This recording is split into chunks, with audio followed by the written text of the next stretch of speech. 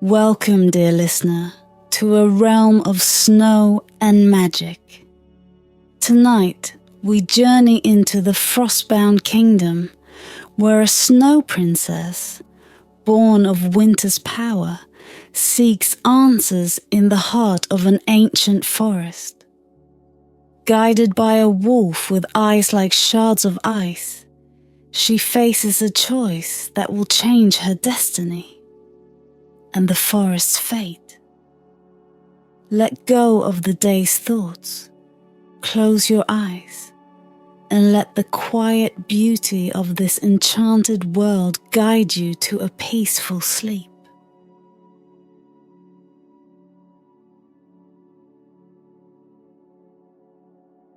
In the northernmost reaches of the world, where the sun only briefly kisses the horizon before retreating, lies the frostbound kingdom.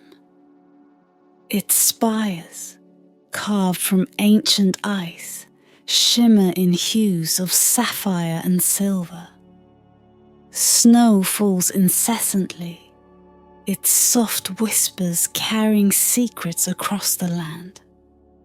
To its people, winter is both guardian and jailer, a presence as unyielding as the stars. Within the heart of this frozen domain stands the Ivory Palace, a place of exquisite beauty and silent despair.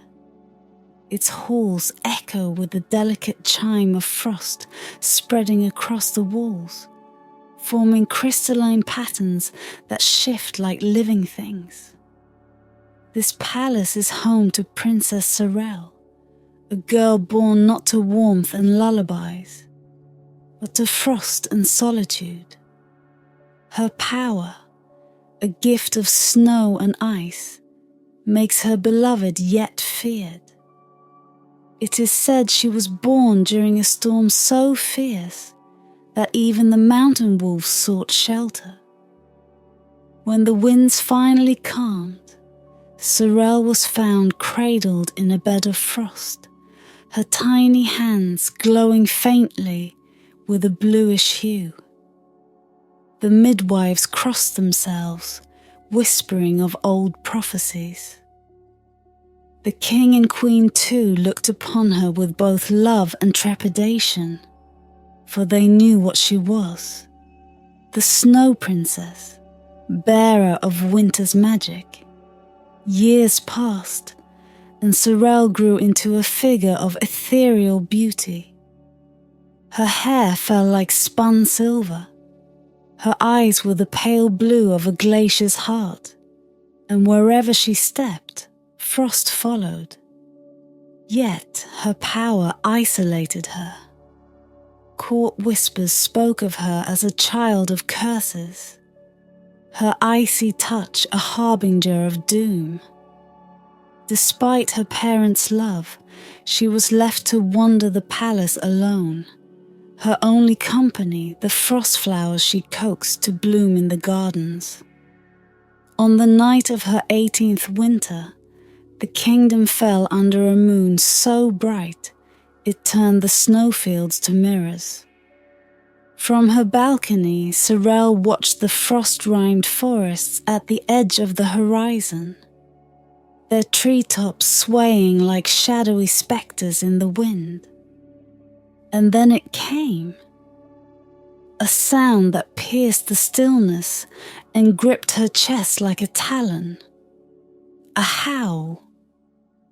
It was not like the cries of the wolves she had heard in stories, wild and savage. This sound was different, resonant and mournful.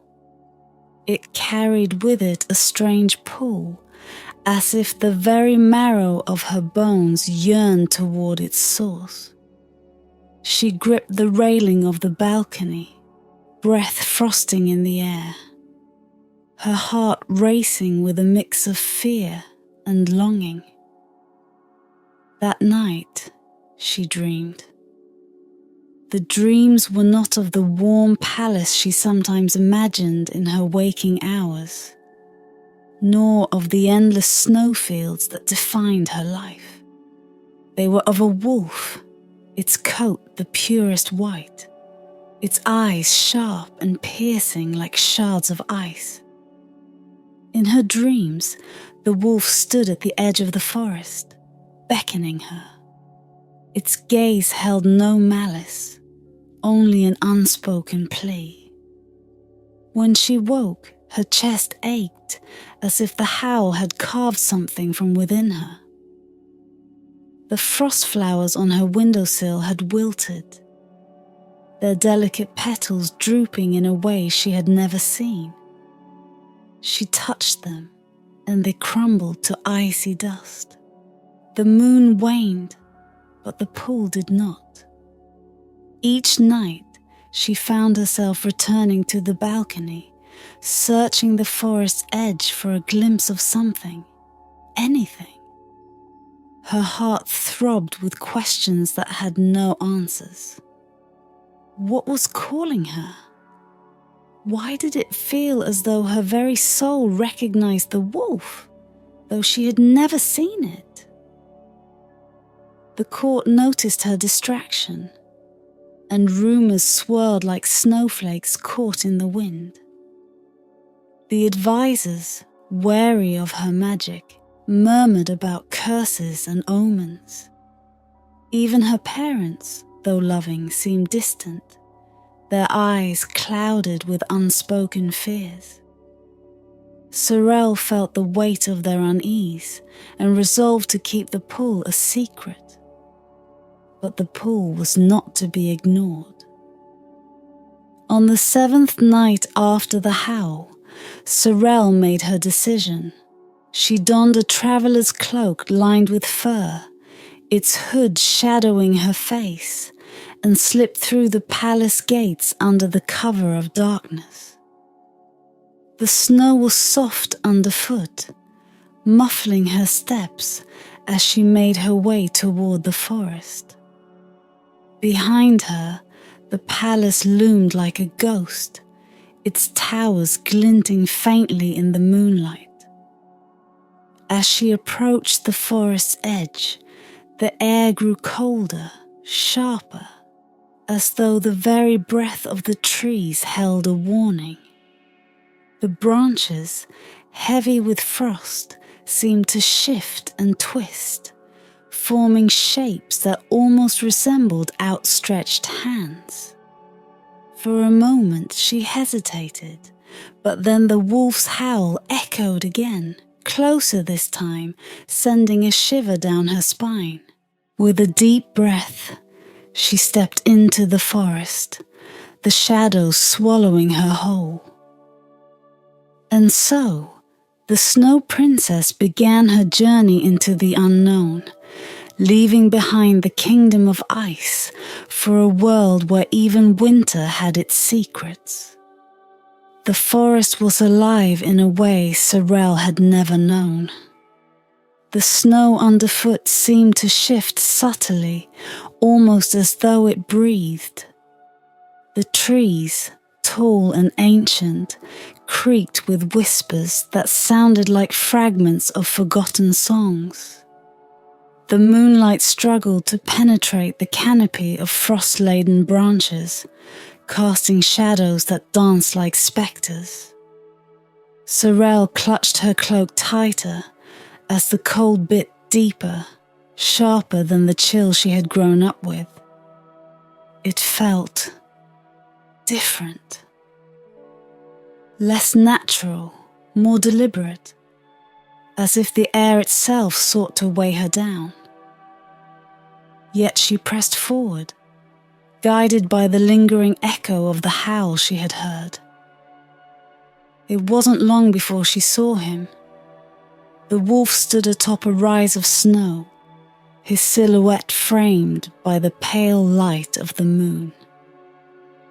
His fur gleamed as though spun from the frost itself, and his eyes, those piercing glacial eyes, met hers with a startling intensity. For a moment, neither of them moved, the world around them holding its breath. Then, As if understanding her presence, he descended the snowdrift with graceful, soundless steps.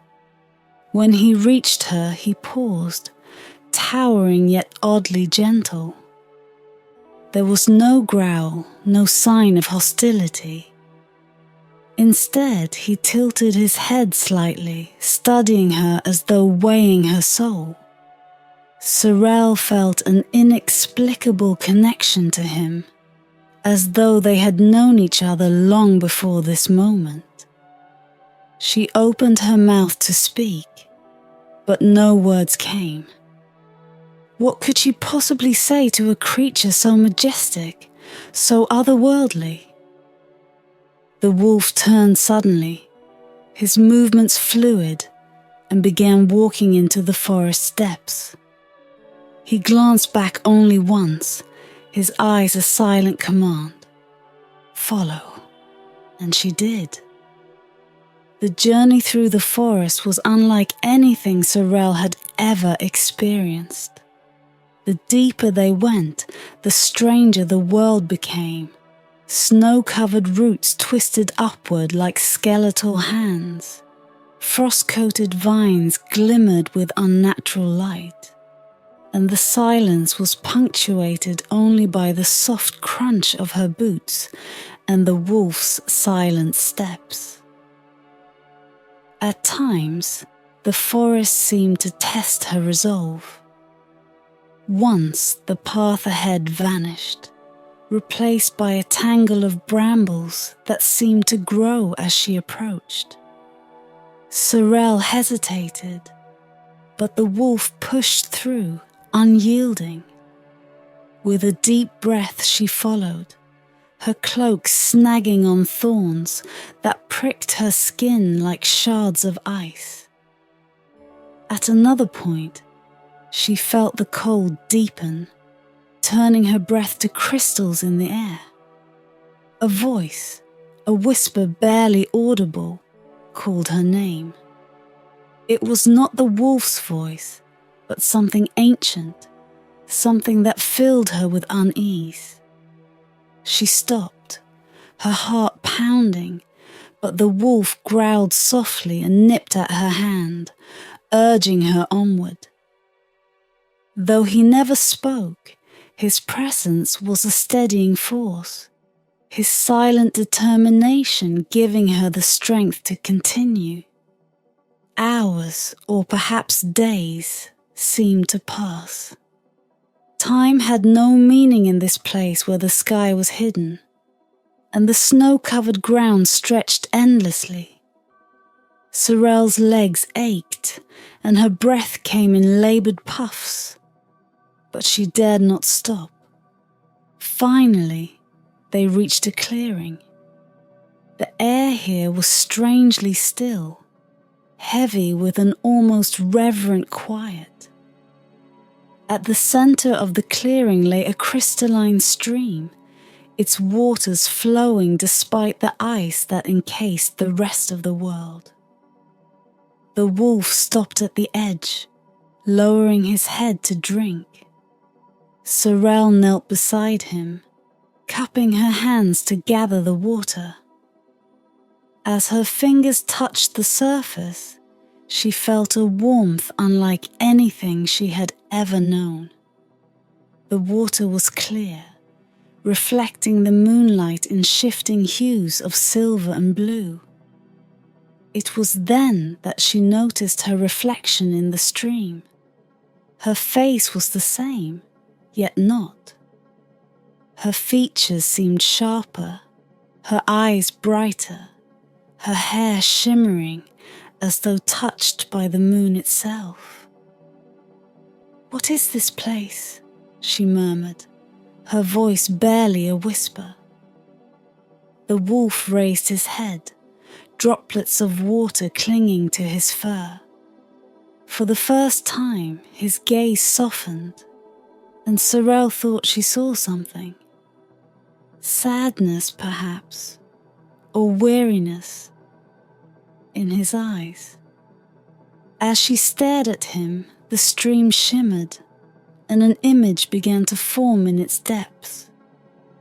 A young man, tall and proud, with hair as white as snow and eyes as piercing as the wolf's, stood in a grand hall.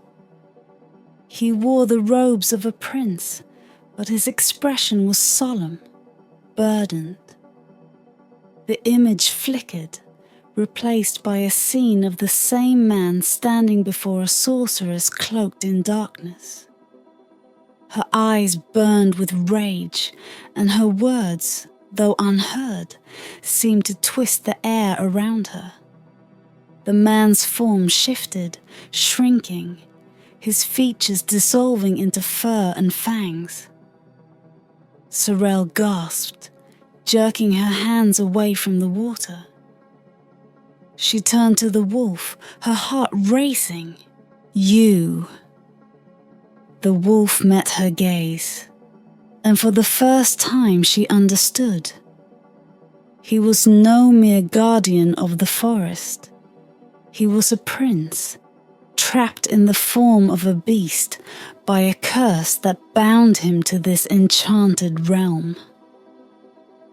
Before she could speak again, the wolf stood and began walking toward the edge of the clearing. He paused, looking back at her, his eyes filled with a quiet plea. Sorrel rose to her feet, her resolve hardening. Whatever curse held him, whatever dangers awaited, she knew one thing. She could not turn back. With a final glance at the stream, she followed him once more into the shadows. The deeper they ventured into the forest, the more the air seemed to hum with an unspoken presence. It was as if the trees themselves were alive, their frost-covered limbs creaking not with age but with watchfulness. The snow fell more heavily here, not in gentle flakes but in dense, swirling spirals that whispered as they touched the ground. Sorrel felt eyes upon her, hundreds, maybe thousands. But when she turned, she saw only the jagged silhouettes of trees. Shadows seemed to shift at the edges of her vision, moving just out of reach, yet never fully revealing themselves. The wolf, ever vigilant, stayed close. His body moved with a predatory grace, ears flicking at every subtle sound. Sorrel found herself trusting his instincts more than her own, for the forest felt like a labyrinth woven not of wood and snow, but of thoughts and fears. It began with illusions. As they passed a thicket of gnarled trees, Sorrel saw movement out of the corner of her eye. She turned quickly, and there, among the branches, was a figure she hadn't seen in years. Her mother. The queen stood beneath the boughs, her arms outstretched, her face soft with a smile Sorrel barely remembered. "My darling," the figure whispered, her voice as warm as a summer breeze. "Come back to us. Leave this cold behind." Sorrel froze, her heart aching. It had been years since she had felt the embrace of her mother, who had grown distant as Sorrel's powers blossomed. Her mother's warmth, once so constant, had turned to something cautious and wary. The wolf growled low in his throat, a sound that broke through the fog clouding her mind. When Sorrel blinked, the queen was gone. Only a knot of frost-laden vines remained, their shapes cruelly reminiscent of outstretched arms. The illusions didn't stop. Each step seemed to summon another vision, plucking at Sorrel's memories and fears. The halls of the ivory palace appeared, glistening with warmth they had never known. Laughter echoed from invisible courtiers, and Sorrel glimpsed a version of herself, a carefree girl, free of magic and its burdens. But the wolf would not let her linger. Each time she faltered, he nudged her forward, his golden eyes urging her to stay in the present. It wasn't just memories that haunted the forest. Whispers began to seep from the shadows, voices too faint to understand yet loud enough to unsettle her. At first, they were incomprehensible, a murmur of tones and syllables. But as they pressed onward, the voices grew clearer, sharper, until they spoke her name. Sorrel. The sound chilled her more than the air ever could. It wasn't the voice of her mother, nor anyone she had ever known. It was something old, something that had watched her long before she had ever stepped into the forest. She stopped walking, her breath caught in her throat. "Who's there?" The whispers coalesced, hissing from all directions. "Do you not see, Snow Princess? Do you not know what you are?" The wolf snarled, his fur bristling, but Sorrel couldn't look away. The voices spoke again, this time softer, almost tender. "You are born of frost, bound to it. You are no girl, but a piece of the winter itself." Her stomach twisted. She shook her head, trying to block out the words, but they pressed on, seeping into her thoughts like ice through a crack. "She will betray you," the whispers continued, their tone now directed at the wolf, just as they all have. "No!" Sorrel cried, her voice shaking. I would never!" The wolf turned to her, his golden eyes blazing with something fierce and unyielding. He stepped closer, his presence grounding her, shielding her from the voices that clung to her mind like frost to a windowpane. And just like that, the whispers faded. Their journey led them to a hollow in the forest, where the snow gleamed unnaturally bright, reflecting the eerie blue light of the sky. At the center of the hollow stood an ancient tree, its bark blackened and twisted, its branches bare of leaves but glittering with shards of ice. Sorrel approached the tree, drawn by a strange compulsion. As she laid her hand on its bark, a flood of images surged through her mind.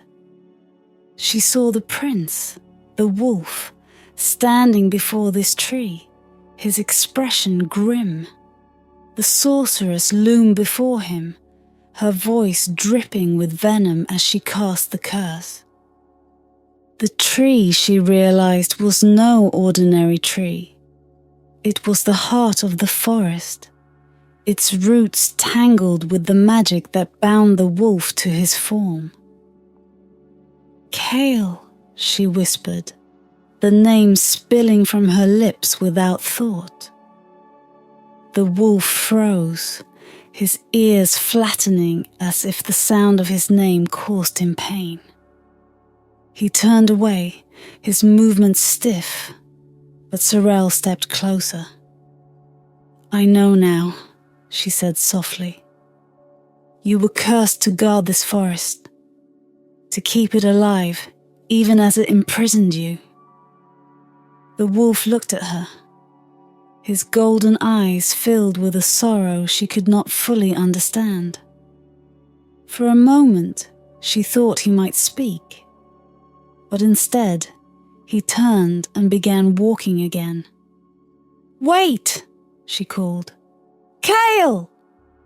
He stopped, but he didn't look back. The whispers rose again, faint and mocking, as the forest seemed to close in around them. And Sorrel, her resolve trembling but unbroken, followed him deeper into the shadowed woods. The hollow faded into the distance, swallowed by the forest's relentless darkness. Sorrel followed the wolf, Kale, with steps that felt heavier with each passing moment. The air grew denser, the cold sharper, as though the forest itself resented their presence. The whispers had faded, but their echoes lingered in her mind, casting doubt like frost creeping along a pane of glass. They entered a clearing bathed in an unnatural light, where the snow shimmered like crushed diamonds and the trees bent inward, their branches forming an arched canopy. At the center stood an ancient altar, its surface etched with runes that pulsed faintly as though alive. The altar exuded an aura of power, old, cold, and unyielding. Kale stopped before it, his form rigid, and let out a low growl. Sorrel hesitated, her heart quickening as the air seemed to hum with anticipation. Before she could ask what this place was, a figure emerged from the shadows. She was cloaked in black ice, her gown shimmering like liquid frost. Her face was as sharp and cold as a blade, her eyes aflame with a cruel light that made Sorrel shiver. The sorceress. "So," the woman said, her voice smooth and venomous, "the Snow Princess and her pet wolf have come at last." Kale stepped forward, baring his teeth, but the sorceress only laughed, the sound echoing like shattering glass. "You are brave, Kale," she sneered, her gaze flicking to Sorrel. "And you, little princess, are foolish. Do you not understand what you are, what your destiny holds?" Sorrel squared her shoulders, willing her voice not to tremble. "I know enough. You cursed him, bound him to this forest. Why?" The sorceress smiled, a cold, bitter curve of her lips. "Because he dared defy me," she said. "He thought himself noble, a protector of his kingdom. But he was a fool, just like you. He sought to keep the magic of this forest safe, but magic demands sacrifice." Her eyes gleamed, and the shadows around the clearing seemed to thicken. "This forest thrives because of me. Because of you, Sorrel." Sorrel froze. "What are you talking about?" "You are its anchor," the sorceress said, her voice dripping with malice. "The child born of winter, the heir of frost. Your life is bound to the magic of this forest. Without you, it will die. Without you, Kale's curse will break.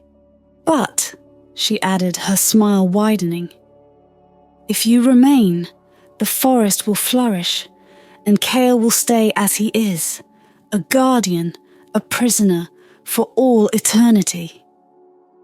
The words hit Sorrel like a blast of icy wind. Her mind reeled, trying to grasp the weight of the sorceress's revelation. She looked at Kale, whose eyes burned with a mixture of fury and despair. "Do you see now, princess?" the sorceress taunted. "He cannot break the curse without betraying the forest, and you cannot save him without destroying it. You are both trapped, bound by the very magic you claim to protect. Sorel's hands curled into fists. She wanted to scream, to deny the sorceress's words, but deep down she felt their truth. The forest, with all its beauty and terror, was alive because of her. It was part of her, just as Kale's curse was tied to it. The sorceress stepped closer, her voice softening to a mockery of kindness. "But there is another way," she whispered. "Surrender your power to me. Let me take the burden from you. The forest will live, and Kale will be free." Kale let out a furious growl, stepping between Sorel and the sorceress. His body tensed as though ready to attack, but Sorel laid a hand on his fur. "No," she said, her voice firm despite the fear twisting in her chest. The sorceress's eyes narrowed. "You would condemn him to this form forever? To a life of solitude and suffering? How selfish." Sorel looked at Kale, at the sorrow in his golden eyes, and her heart ached. But she also saw something else, something unbroken, unyielding. Trust. He had led her here through dangers she couldn't have faced alone. He had protected her, even when the forest tried to tear her apart. She turned back to the sorceress, her resolve hardening. "You think loyalty is selfish? Then you don't understand it at all." The sorceress's expression twisted with rage, and the air around them erupted in a storm of frost and shadow. Snow spiraled violently, the ground shaking as the sorceress raised her hands, summoning tendrils of black ice that lashed towards Sorel. Kale leapt to intercept, his body glowing faintly as though the forest's magic surged within him. He stood protectively before Sorel, his growl echoing like thunder. Sorel felt a surge of power rise within her, a connection to the forest that pulsed like a heartbeat. She stepped forward, placing a hand on Kale's back. "I trust you," she whispered. Her words ignited something. Light, blinding and pure, erupted from her chest, spreading outward like a wave of warmth.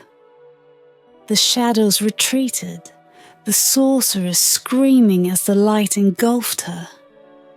The forest seemed to breathe, its oppressive cold lifting.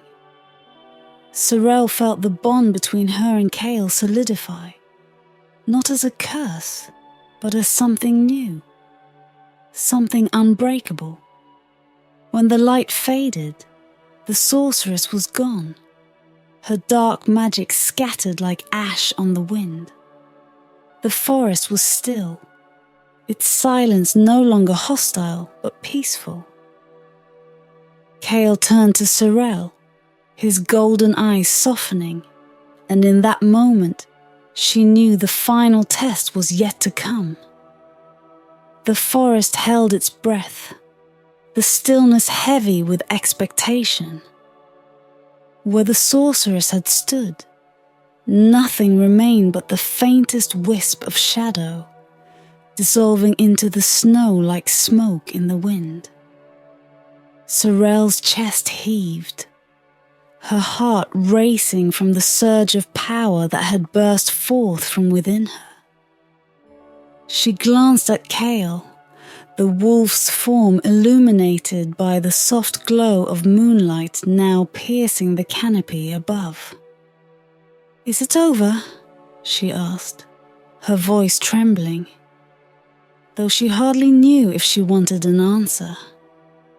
Kale stepped forward, his golden eyes locked onto hers. The light that surrounded him grew stronger, shimmering like the auroras that danced in the farthest reaches of the sky. The air shifted, crackling with energy, and Sorel stumbled back as the wolf's form began to change. The transformation was both beautiful and haunting. Fur dissolved into tendrils of mist, limbs elongated, and the glow intensified until it was nearly blinding. When it faded, a man stood before her, a man whose presence carried the weight of centuries. His hair was as white as the snow, falling in waves over his shoulders, and his eyes, those same golden eyes, burned with a depth that spoke of pain, wisdom, and strength. He was tall, his frame both regal and weary, as though the burden of the curse still lingered in his posture. Sorel stared, her breath catching. "Kale," she whispered, the name feeling strange yet familiar on her tongue. He gave her a small, bittersweet smile. "You freed me," he said, his voice low and resonant, like the wind moving through the trees. "But the forest, its bond with you remains." Sorel's pulse quickened. "What do you mean? The sorceress is gone. The curse is broken, isn't it?" Kale stepped closer, his expression shadowed with regret. "Not entirely. The sorceress was the one who wielded the curse, but the magic that created it runs deeper than her. It is tied to the forest itself, to the ancient magic that sustains it. The bond you share with it is both its lifeline and its chain." Her hands trembled as she looked down, the weight of his words sinking in. She thought of the whispers, the illusions, the pull she had felt since stepping into this enchanted realm. It wasn't just the sorceress's doing, it was the forest itself, alive and unyielding, entwined with her very being. "Then what happens now?" she asked, her voice barely audible. Kale's gaze softened. "You have a choice," he said. "The forest can thrive without its hold over us, but only if you willingly let go of the bond. It will mean giving up the part of yourself that ties you to this place, the magic of snow and frost that has defined you since birth." Sorel's throat tightened. The thought of losing that part of herself, of no longer feeling the frost bloom at her fingertips, was almost unbearable. Yet she thought of Kale, trapped for so long, his life stolen by a curse not of his making. She thought of the forest, the life within it that had been both her guide and her tormentor. "And if I don't?"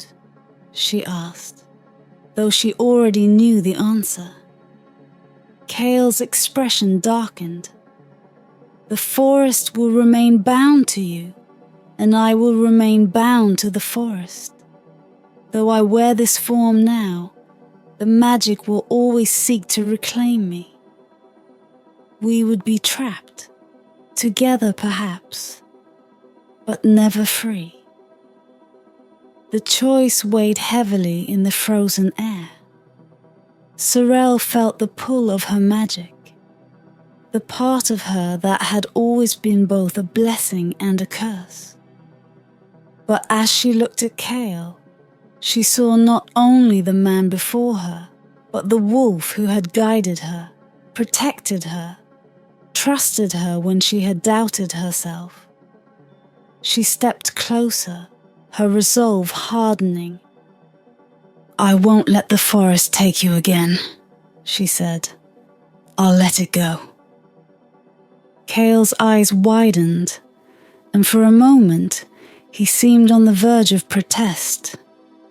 But then he nodded, his expression one of both sorrow and gratitude. "You are braver than I ever was, Sorel." Together, they approached the ancient altar.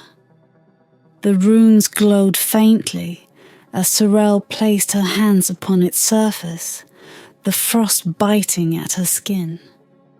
She closed her eyes, letting the forest magic wash over her one last time. It felt alive, vibrant, and fiercely unwilling to release her. But Sorel pushed back, summoning the strength she didn't know she had. "I release you," she whispered. "You are free." The magic surged, a storm of light and shadow swirling around them. Sorel felt a part of herself unraveling, slipping away like snow melting beneath the sun. It hurt, a deep ache that reached her very core, but she held firm. When the storm subsided, the forest was quiet, truly quiet. The oppressive weight that had lingered since her arrival was gone. The trees stood tall and still, their frost melting into soft dew. The altar, too, was no longer aglow, its runes fading into the cold stone. Cale reached out, steadying her as she swayed. "You did it," he said softly. Sorel looked at him, her vision blurred with unshed tears. She felt lighter, freer. Yet there was an emptiness within her where her magic had once been. But when Cale's hand closed over hers, warmth spread through her. A warmth she had never known.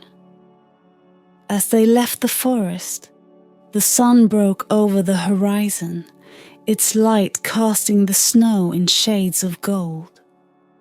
Sorel turned to look back one last time, seeing not a prison, but a place of beauty and life.